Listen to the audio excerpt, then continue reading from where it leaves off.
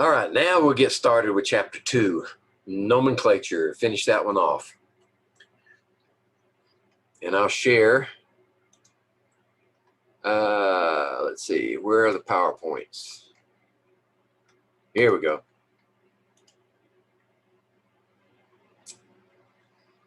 All right, let's make a slideshow out of it.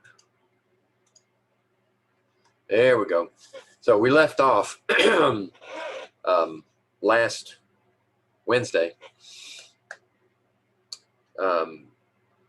with the periodic table, and there are groups, names that are associated with various groups in the periodic table, and you'll look at those again if you do the extra credit and fill in the periodic table. Then one of the parts of that exercise is naming the groups. So let's talk about naming compounds. The one overriding characteristic of compound naming is non-ambiguity. What I mean by that is when you see a compound written in its abbreviated form, like table salt, you should be able to name that,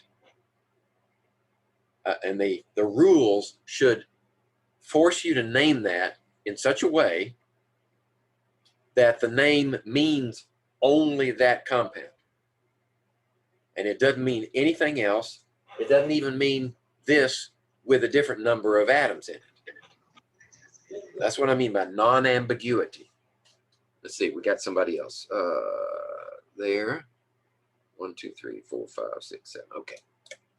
Okay. So these rules are designed to do that. And if you have the name, you can write the compound formula with, and it can only be one way. There's no ambiguity in the naming conventions. At least that's the goal. Okay. Now, all these names, all these rules are adopted by the umbrella organization, and it's called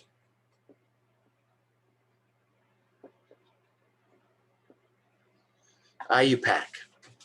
That's the International Union of Pure and Applied Chemists. And they've come up with these rules with that goal in mind, non-ambiguity. And we're going to start naming compounds, start simple, and we're going to start with the binary conventions. Binary means there are two parts to the compound and the name. So, first, the slide says it's composed of two elements, but not necessarily. And the reason I say that is you can have compounds that are binary, but one or both of the binary members could be polyatomic. And that'll become clear later on. I just wanted to give you a heads up now. When it says composed of two elements, well, yeah, for most it is. But there are some that have polyatomic ions where the ion that's part of the compound behaves as a single unit. Okay. So let's just start off. There are three types of binary compounds. Right? Type 1.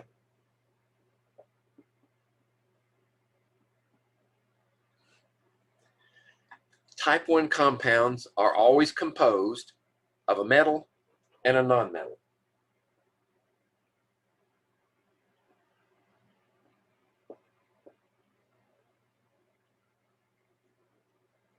Right?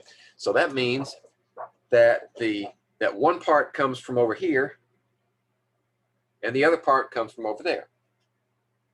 Okay?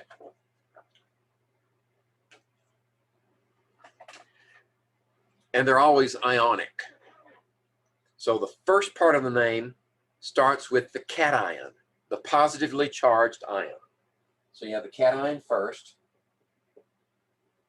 followed by the anion.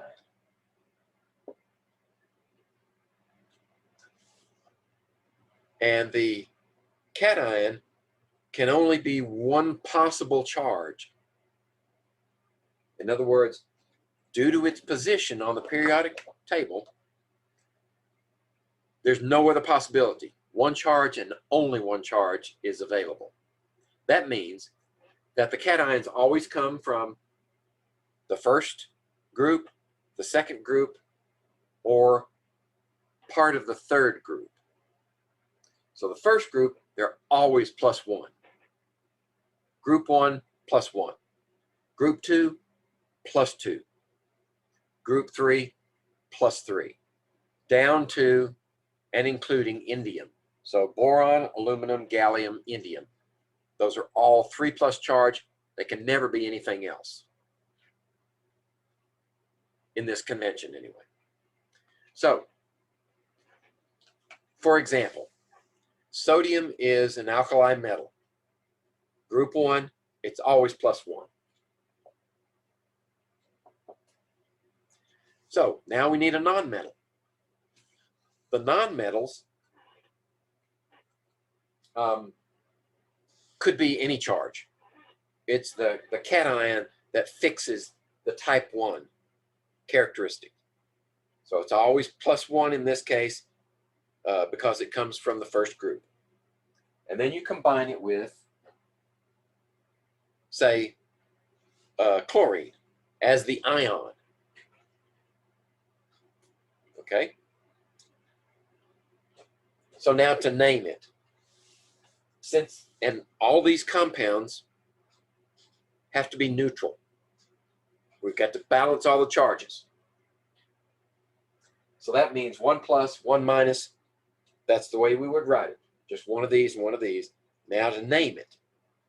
The cation is always just the element name.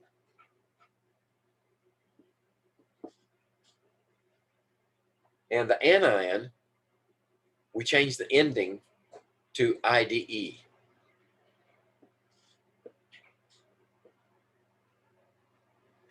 Okay, so that's named sodium chloride. If we see this name, we know that we can only write it this way. Let's try another one. How about this one?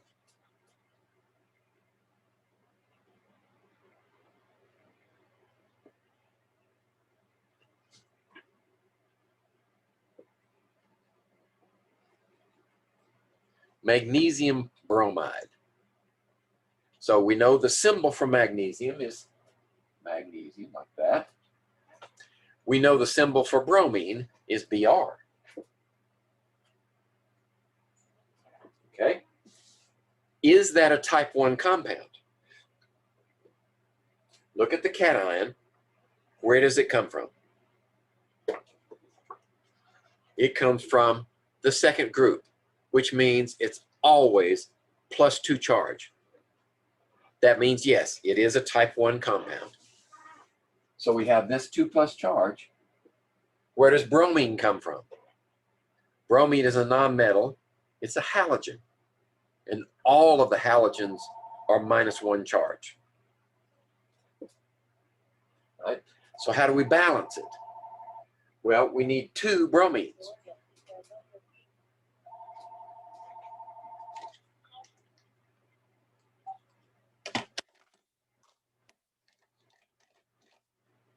And now it's balanced. 2 negatives balance 1 ion that has a 2+ charge.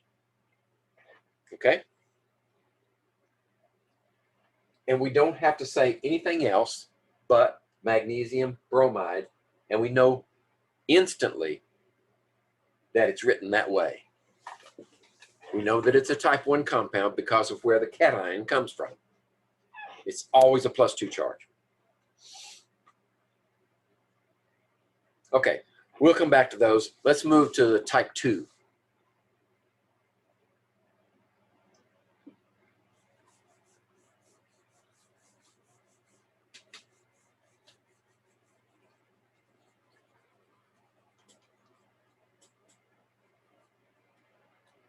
Okay, type 2. Type 2s are also metal, non-metal.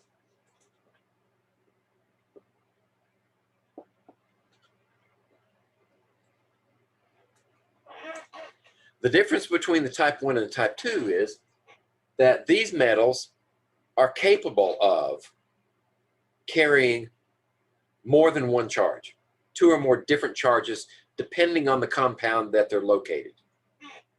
Right? So they obviously won't be group 1, group 2, or group 3. So the only thing left is transition metals and some of these metals over here. And if you look at the periodic chart that I've given you, you'll see that there are charges given in the upper right-hand corner of each square. Now those charges, actually they're not really charges. They're more like oxidation states, but we haven't talked about that yet.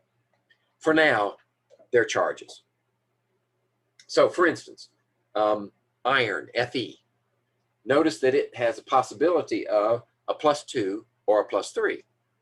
Right? So we can't assume that it's one or the other.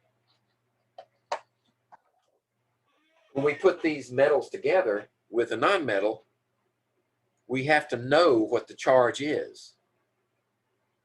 So if we write if the compound is given the formula, then you can deduce the charge. For instance,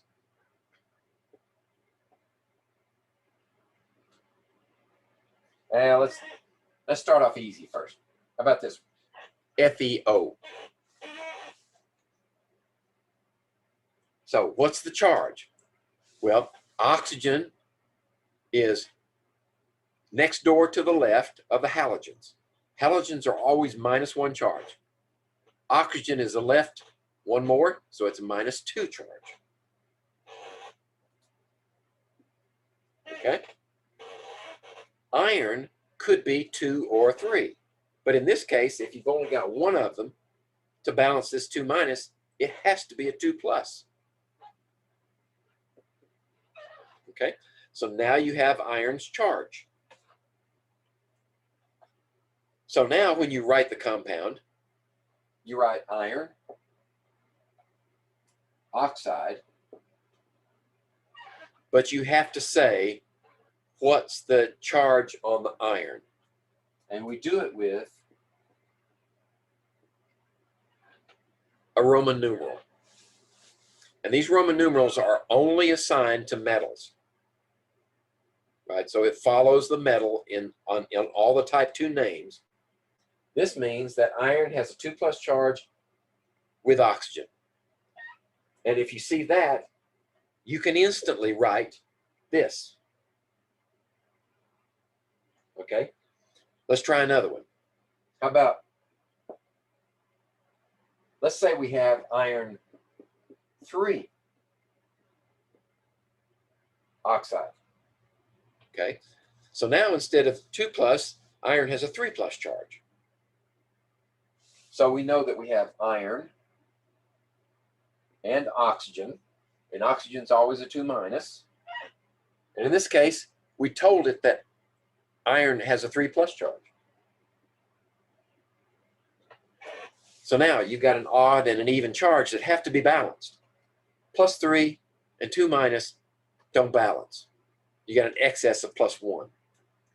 So how do you combine them in such a way as to balance the charges? Well, the easiest way is to cross multiply. Just bring that 2 over here and bring that 3 over here. And then check yourself to see if it's right. 3 times 2 is 6-, and 2 times 3 is 6+. It's balanced. Okay? Now let's do one more. How about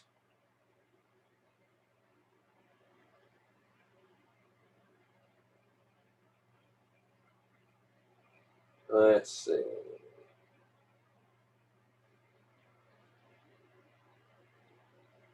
How about this one? How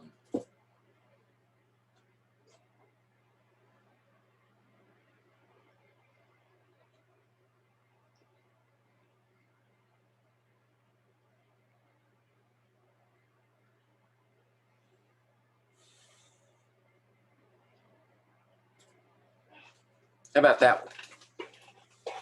Okay. Mn is what? Manganese. S is sulfur. So it would be manganese sulfide.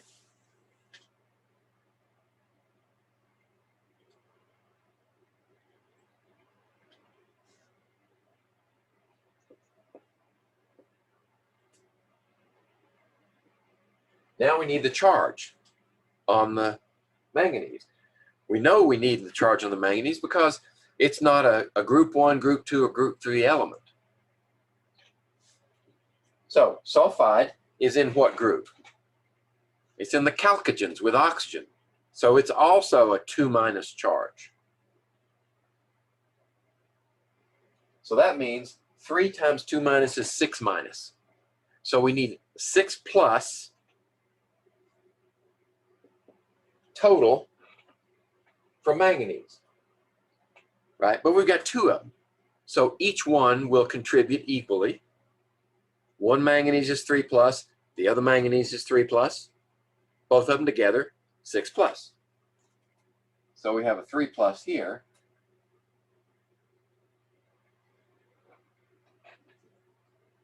And this is Roman numeral 3.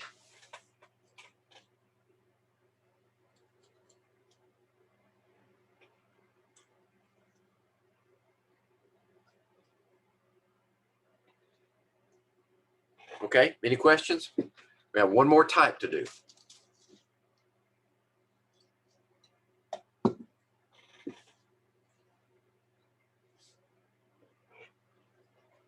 All right.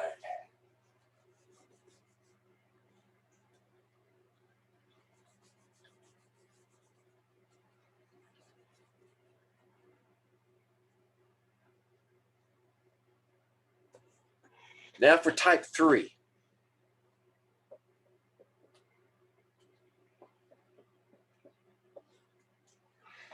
Type 3 compounds are composed of both nonmetals.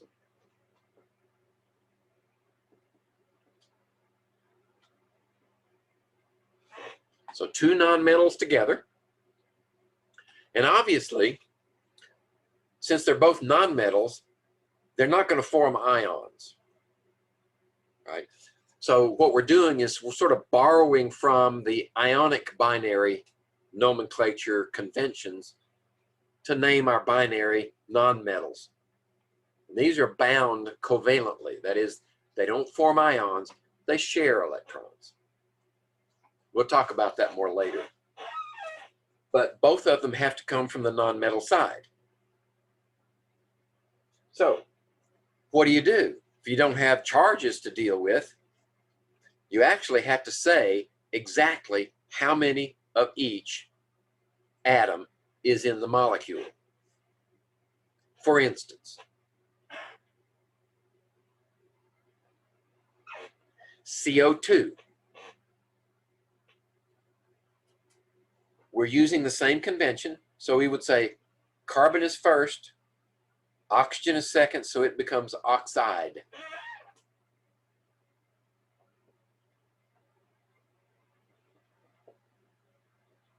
But we have to say how many there are. So we use a prefix. And the prefixes are in your book, and I think, let's see.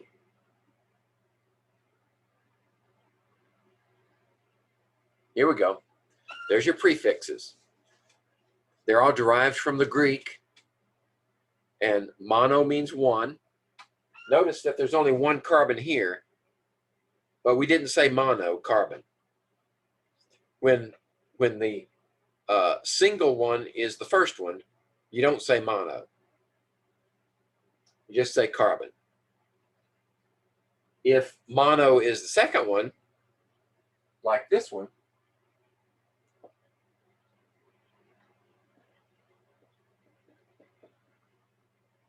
carbon monoxide, we write that. You only say mono for the second half of the name. Don't say it for the first one. Di means 2, tri is 3, tetra is 4, penta is 5, hexa is 6, hepta 7, octa 8, nona 9, and deca 10. That's as high as we're going. You can go higher than that, but we're not going to in this class. So the type 3s, you just say, how many are there? Let's try this one. How about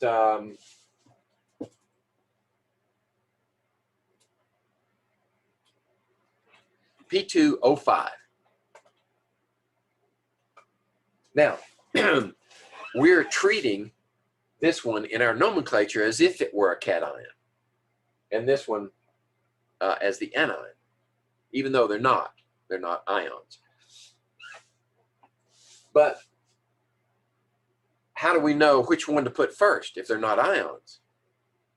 Generally speaking, we put the element that's to the left in the periodic table would occupy the cation position, and the one to the right would occupy the anion position most of the time. There are a few exceptions. So how would we name this one? First of all, is it a type 3? Look at your periodic table, right? Oxygen, that's definitely non-metal. Where's phosphorus? It's right over here. Yeah, it's non-metal too. So that makes it a type 3. So we have diphosphorus,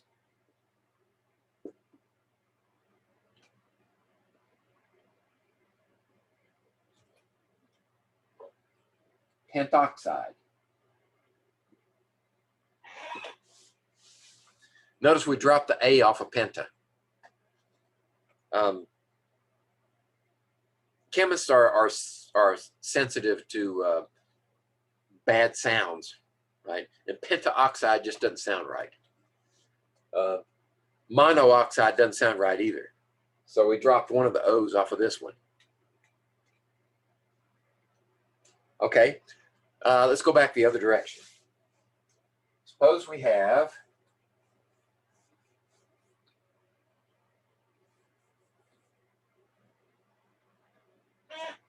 let's see, how about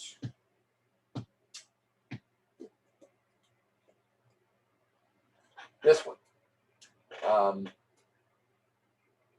Dinitrogen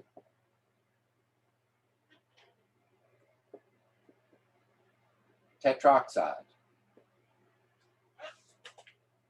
Right. First of all, you got to say, what type is it? Well, nitrogen and oxygen are both nonmetals, so it has to be a type 3. Now we need 2 nitrogens and 4 oxygens. That's it, you're done. So in many respects, type 3s are easier to deal with because you have to say exactly how many of what there is. Okay, I skipped over some of the rules and some examples.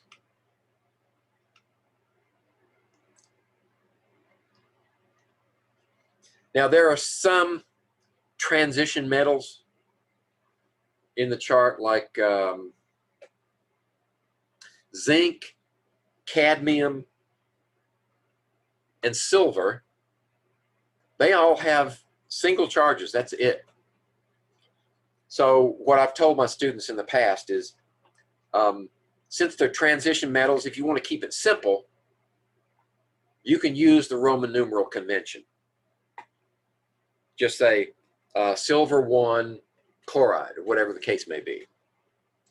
Or zinc Roman numeral 2 oxide. But you don't have to, because they can only be one possible charge.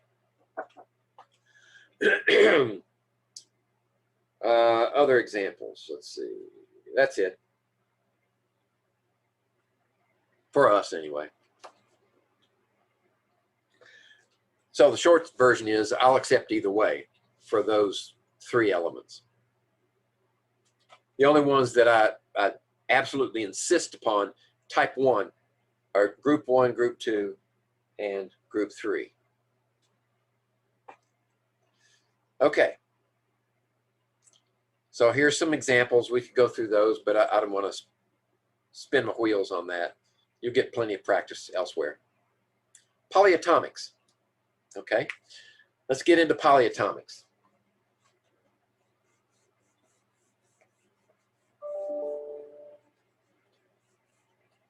What do we mean by polyatomic?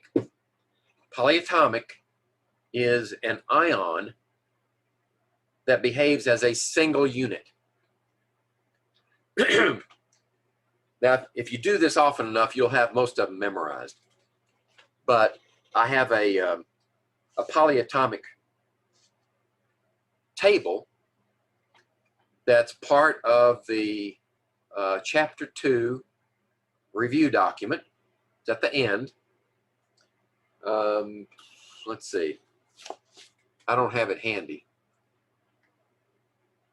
I wonder if it's, let me see if it's in here.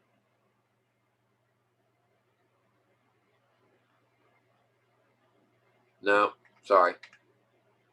I messed up.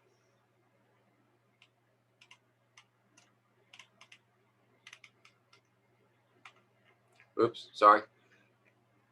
Let's see, where was I? Getting warm. Polyatomics. Let me see if I can dig one up and at least show it on the screen. Let's see, 101.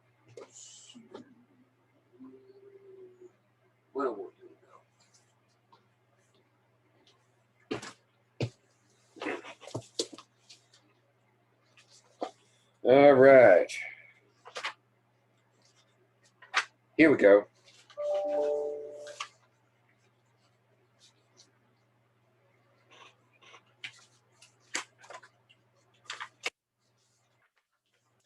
All right. So with that extra credit that I have for naming compounds there, I've included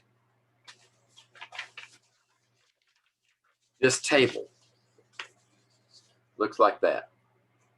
It's got all the polyatomic ions that we're ever going to use, and they're organized two different ways. On this side, they're sorted by name. So the English name over here will give you top to bottom alphabetical order. On this side, they're sorted by formula. So the formula determines the order. That table is also contained in the review document, and it will be available on the exam. Right, so when you take your first exam, you have to download the exam, fill it out, and save it, and then submit it in Blackboard. And I'll talk a little bit more about that later. We've got one more, let's see, Wednesday will be a review, right? So we can talk about the details there to follow no later than the following Monday for exam 1. But these polyatomic ions are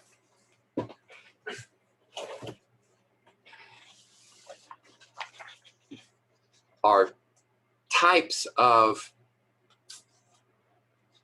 they're not really compounds. Well, in one respect they are. They're combinations of different elements that act as a single unit. And each one has a fixed charge. All of them on this table are negative charges of various magnitudes, except for one. There's only one cation in the whole group.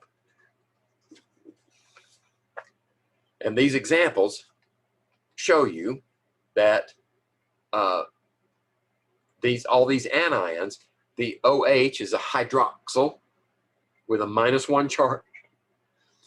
The NO3 is nitrate with a -1 charge.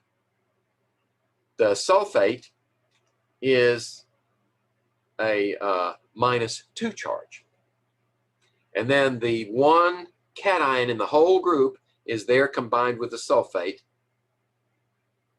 It's called ammonium. Now when you apply these names, these polyatomic ions, to the compounds and name them, you don't have to change their names. Just use the name that's given to them. So this one is hydroxide, it's never anything else. This is nitrate, it's never anything else. Sulfate, ammonium, they're all that way. And because they have fixed charges, if you've got ammonium there, you treat it like a type 1 compound, right? Because ammonium can only have one charge.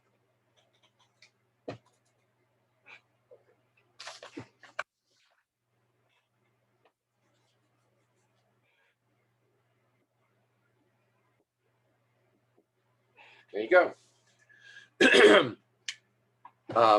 And the only time you would invoke type 2 compounds with a polyatomic ion is when you have an anion and a metal that's drawn from the transition series. So we have a type 1 compound here with nitrate, right? Magnesium is a 2+ charge because it's an alkaline earth, and nitrate is always -1, so you need 2 nitrates with -1 each to balance 1 magnesium with 2+. But if you had something like, let's go back to iron. Let's do this. Say we had iron 2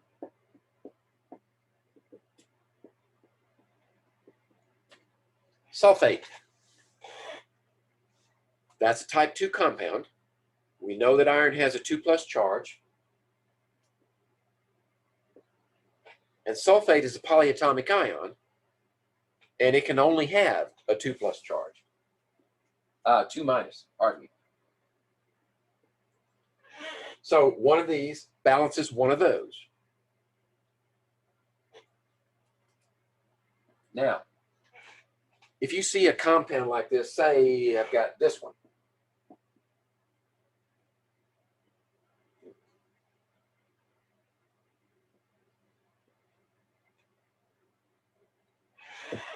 FePO4.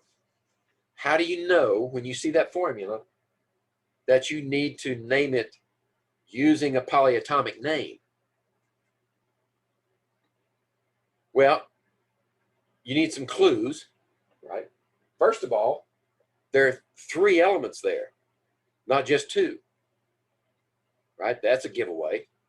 Plus, this one has an oxygen next to it. And a great many of the polyatomics incorporate oxygen in their structure.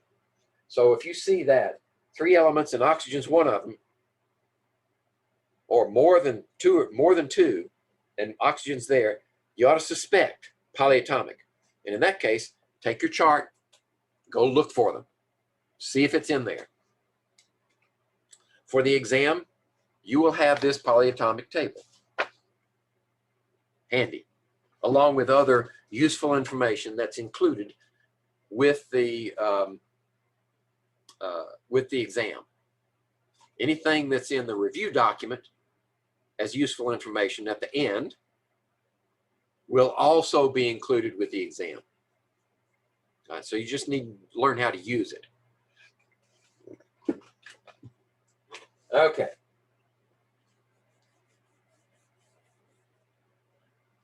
So study those polyatomics. Let's see. All right. So we'll move on from this. What we've got to do next All right, so this is a decision tree.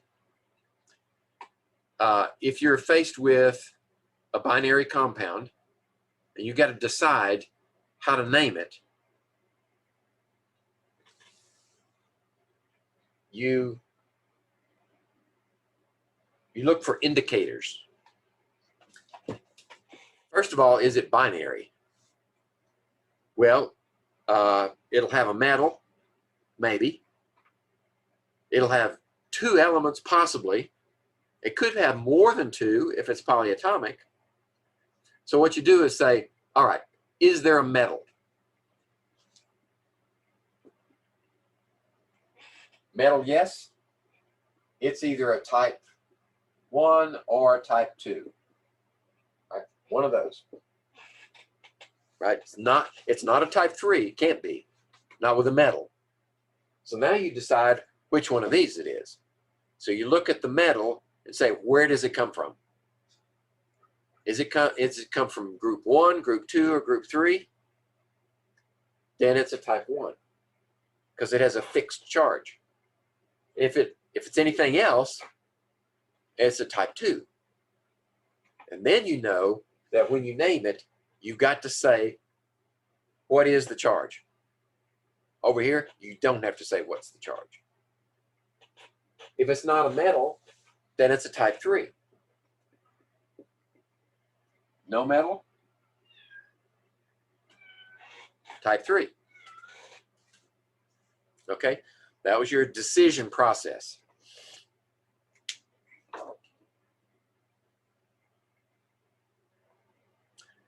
Okay. And you treat the polyatomics just like anything else. Ammonium, it's got to be a type 1. It takes the place of the metal because it's a fixed charge. Anything else will have a metal in it, and you'll decide one or the other. And then the polyatomic is just a fixed charge anion. So then you can, if you need to, you can calculate what is the charge on the metal to finish naming it. Now we've got some grandfathered in nomenclatures from alchemy. They have to do with acids and bases.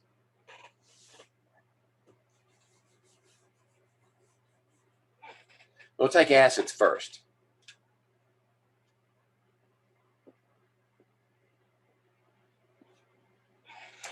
For acids, the first member of the formula is always a hydrogen. It could be 1, 2, 3. Normally, that's as far as we're going to go. So it'll have so many hydrogens, and then it'll have an anion.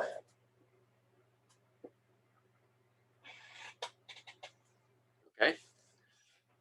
Now, the anion could have some hydrogens in it if it's a polyatomic. But these hydrogens are the ones that make it an acid. It can dissociate and release those into aqueous solution. Right? Over here, those hydrogens, they're locked in place. If you've got any here, they are never released. Only these. Okay, so that's why with some, you will see hydrogens in 2 different places. But the first one says this is an acid.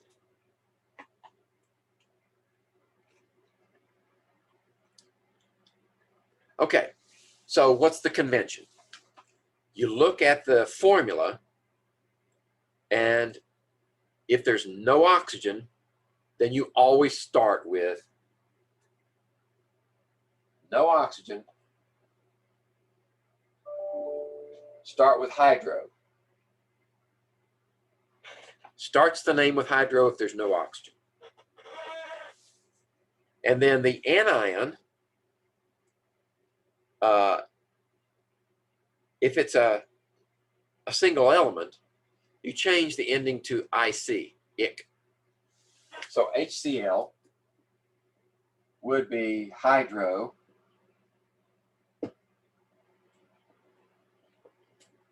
chloric acid. Okay. The second example there is one with a polyatomic ion. Now, in this case, there's no oxygen. Right? And we don't put an oxygen in there because then it would change this rule. Right? If there's an oxygen, there's a different rule. So there's no oxygen, but there's a polyatomic. Right? So you take the polyatomic name and you change the ending of the polyatomic to ic. Cn minus is the cyanide ion.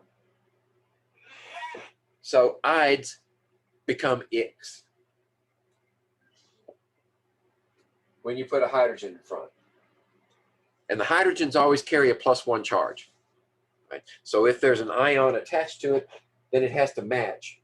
It's to balance that charge. So chloride is -1, hydrogen, you only need one of them. If you have something like this, right, it's in the oxygens group, it's got a 2- charge, then you need 2 of them to balance. Still no oxygen, so we say hydrosulfuric acid. Instead of saying sulfic, there's that effect on your ear again. Instead of saying sulfic, we say sulfuric. All right, that's the first rule for acids. No oxygen in the molecule, start with hydro.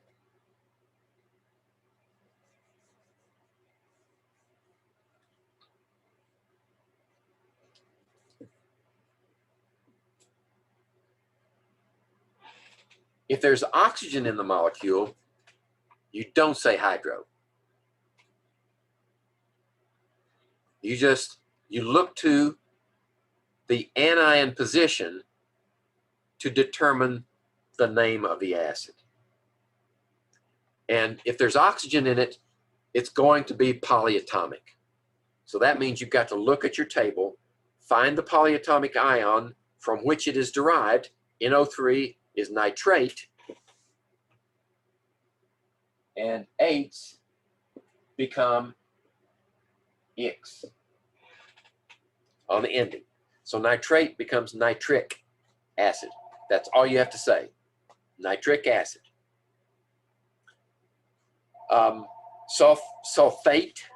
8 becomes ics, sulfuric acid, C2H3O2. There's the polyatomic.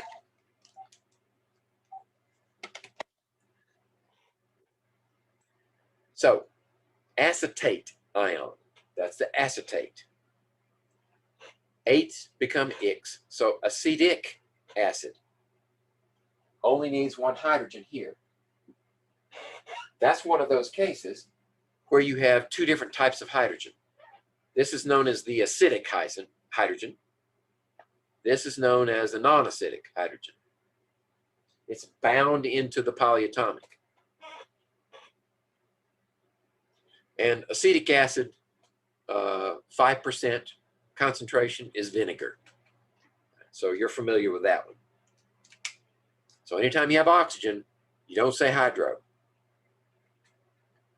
Now, what are other possibilities? Well, suppose we have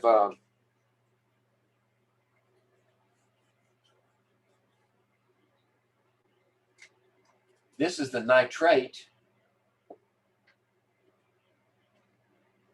polyatomic ion, but you can also have the nitrite. If it ends in ite and it has a hydrogen on the front, its ites become us. So that would be nitrous acid. This will be nitric acid, that would be nitrous acid. Okay, I'll give you some other examples in a minute. Similarly, well, now would be a good time. Yeah, now would be a good time.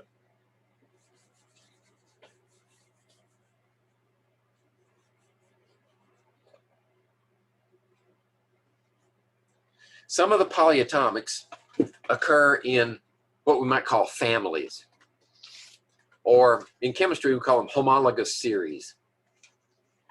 A good example of that is the halogen oxides. So I have to start with the one that ends in ATE. So ClO3 minus is the chlorate polyatomic ion. Okay. Now, if you take away one of those oxygens, it becomes chlorite. Okay. Same charge, it's just minus an oxygen. We can take away one more oxygen, right? There are no more endings, no more suffixes that will fill the need. So we need a prefix. And we want to go less than that, so we say hypo, which is the prefix that means under, like hypodermic, under the skin. So we say hypo chlorite. It's one less than this one. But we can go the other direction also. Right? Add one more. All right, we don't have any more suffixes. We need a prefix. And the prefix for this one is per.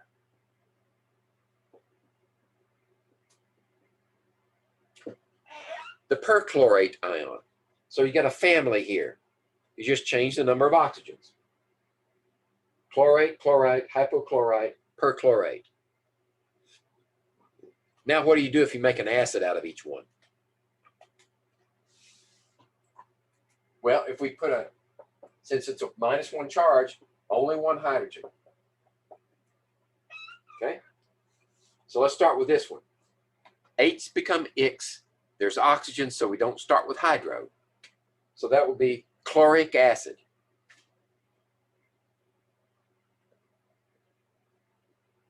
And by the way, when we name these with this convention, acid, the only reason that they're acids is because they're dissolved in water. So they're always aqueous. If you have the pure compound that's not dissolved in water, then you use your standard nomenclature for binary compounds.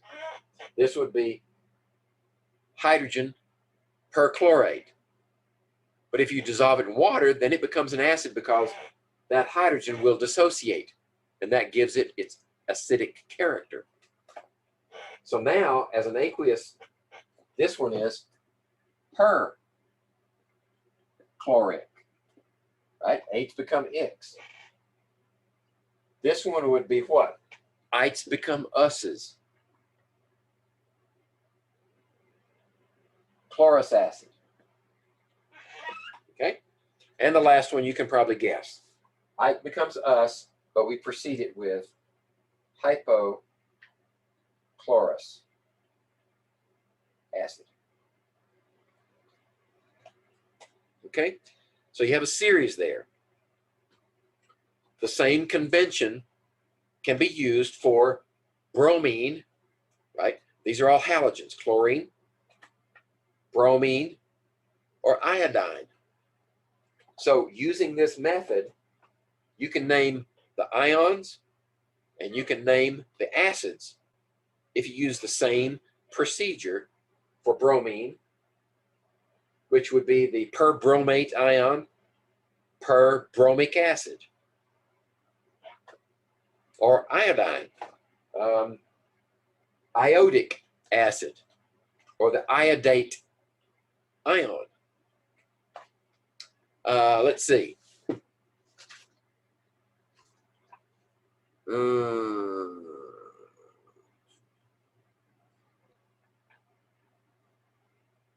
I was just checking. I was going to say, and I think I'm right, fluorine doesn't form any oxides. So fluorine doesn't fit there. It's a halogen, yes, but its chemistry is not such that it will form a stable polyatomic ion with oxygen. So fluorine's out. Just for our purposes, chlorine, bromine, iodine fit this pattern. Now you have others that are homologous series, but this is the biggest one, the halogens. You have 2 in the nitrogen series. You have 2 in the sulfur series.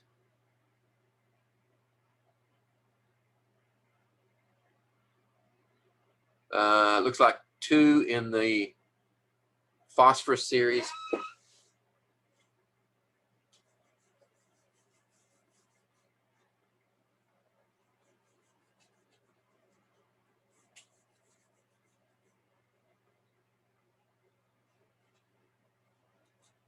The thing about polyatomic ions that are not -1, but -2 or -3 is that you can have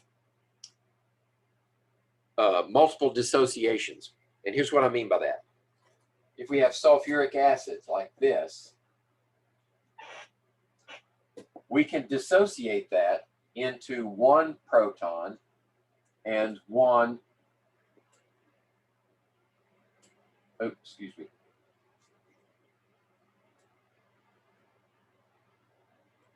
and 1 anion. Right. There's your acidic proton, and what's left behind is hydrogen sulfate. Or we can dissociate this one further, and it gives us another proton plus the sulfate ion.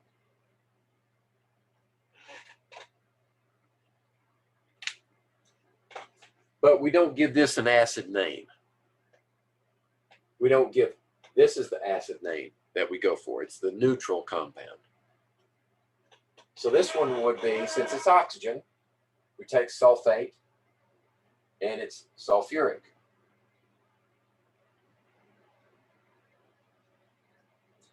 As opposed to the one that doesn't have oxygen in it. Hydrosulfuric. And that one is H2S, right? If this is a gas, it's hydrogen sulfide, right? And there are places in Greenbrier County you can get close to.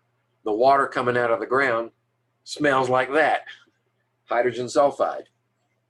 But if it's in solution, it's hydrosulfuric acid, right? So that aqueous phase distinguishes between the conventional binary naming convention and the acidic naming convention. All right. Let's see. We'll come back to this if we have some time. I got 45 minutes. So let's see which ones of these are named incorrectly. I accidentally showed you. But let's see if these are named correctly. We'll take them one at a time. Let's just say, how would we name KNO3? What do you have? A metal and a polyatomic. Right? So we need to look at the metal. Where does it come from? Potassium is an alkali metal. Group 1, it's always +1 charge. Nitrate is a polyatomic. Look on your chart. It's always a -1 charge. So we use a type 1 convention. Potassium, nitrate. That's it. We're done. It's unambiguous. We can go backwards and forwards. No mistakes. How about this one? O2. Okay. We know we have titanium and oxide.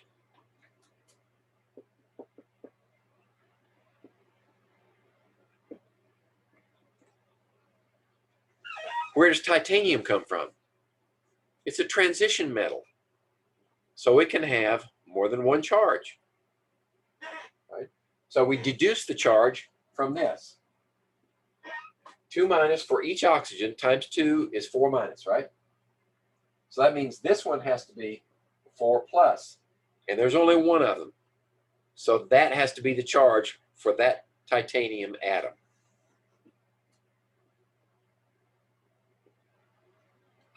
Okay? That's why that one's wrong. How about this one?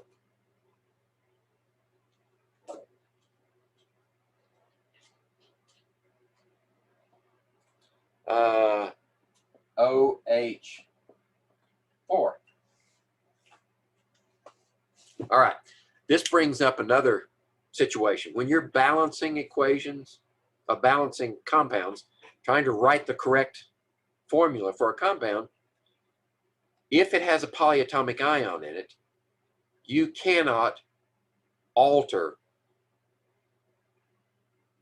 the formula for the polyatomic. In other words, if you need more than one of them, OH is a -1 charge and you need more than one of them, you cannot say O4H4. It has to be OH as a unit taken 4 times. That's why we put the parentheses around it.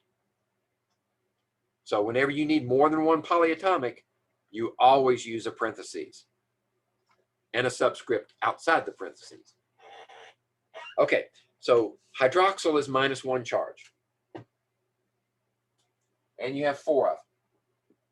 So we have 4 minuses. So we only have one SN. What is that? Well, Latin is stannum, but it's 10. So SN has to be a 4 plus charge. So we would say 10, 4, hydroxide. Okay, and we're done. How about PBr5?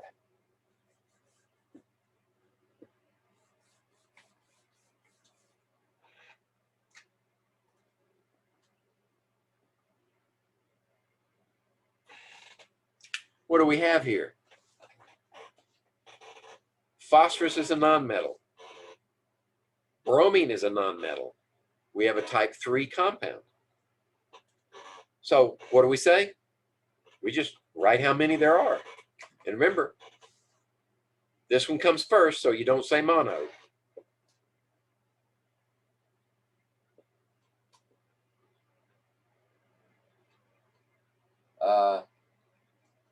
Phosphorus. There we go. Phosphorus, penta.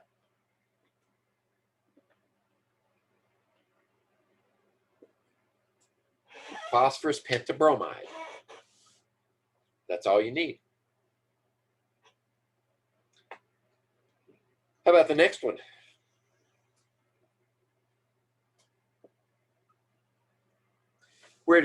What do we have here? A metal and a polyatomic. So we have a type 1 or a type 2. So you look for calcium. Where is it located? Calcium is right here in the second group. It's an alkaline earth, which means it has a 2 plus charge and nothing else. Chromate, right? 3 elements, one of them is oxygen. Suspect polyatomic. Go look for it. Okay, let's see. We look on the right-hand side because it's got CrO4, 2 minus charge. 2 plus, 2 minus, they balance. So that's written correctly, but now we need to name it. You just say calcium chromate. Okay, and you're done.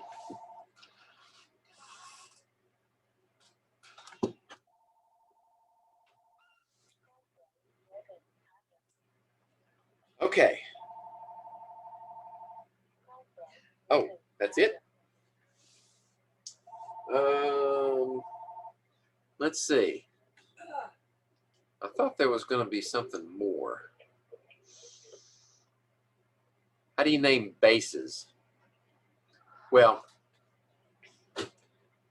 bases typically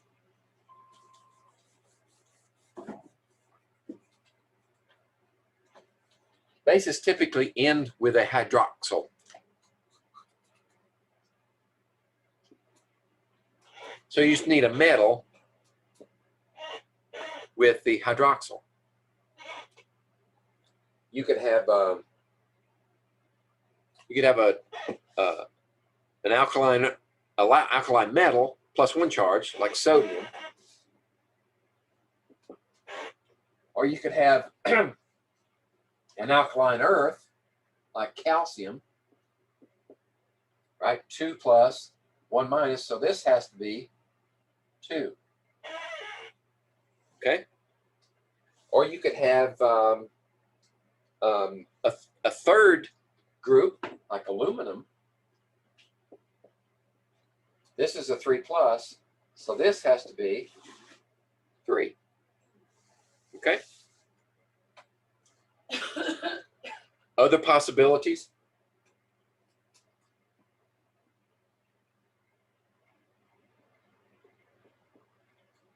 Now, what are we going to do with this one? Iron could be a +2 or +3. So if it's a +2, then we need 2 of these. If it's a +3, we need 3 of these. Right? So you have to be told what the charge is for iron in order to finish the problem. If it's a 3 plus, then we just say here, 3. We're done. Now there are other types of bases, but we haven't got to that yet. So for now, we're just naming hydroxyl conventions, and those are all bases.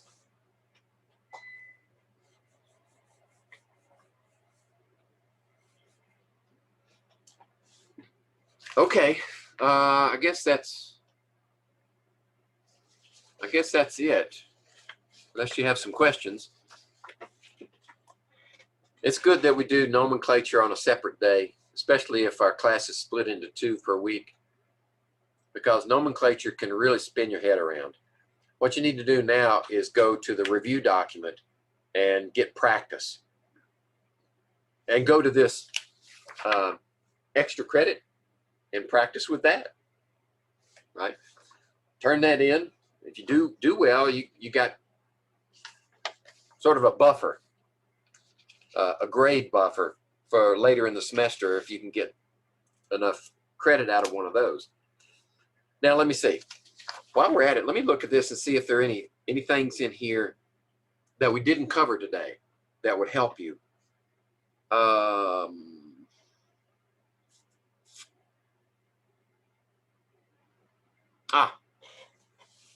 Okay. I didn't cover on these slides, and let me stop the share. Yeah. I didn't cover on these slides. What do you do with waters of hydration? That's part 1 of our labs, is determining waters of hydration and waters of composition. Waters of hydration are those that reside in a molecule as whole water molecules just attached to the molecule. Right? So if we have something like this one,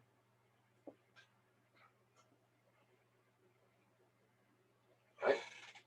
Zinc sulfate, then it will have, in most cases, 7 waters attached to it. Okay, so how do we name that formula? Well, the zinc sulfate, you've already got that. You just say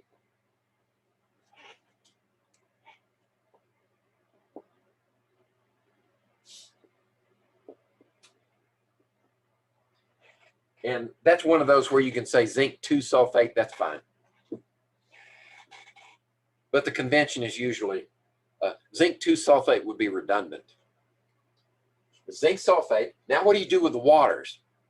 You just say, how many of them are there? 7 means the Greek prefix for 7 is hepta.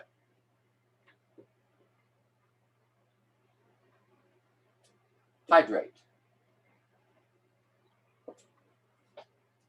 Okay, so whenever you see that, you know that you have a water of hydration. Let's see, are there any other boogaroos in here?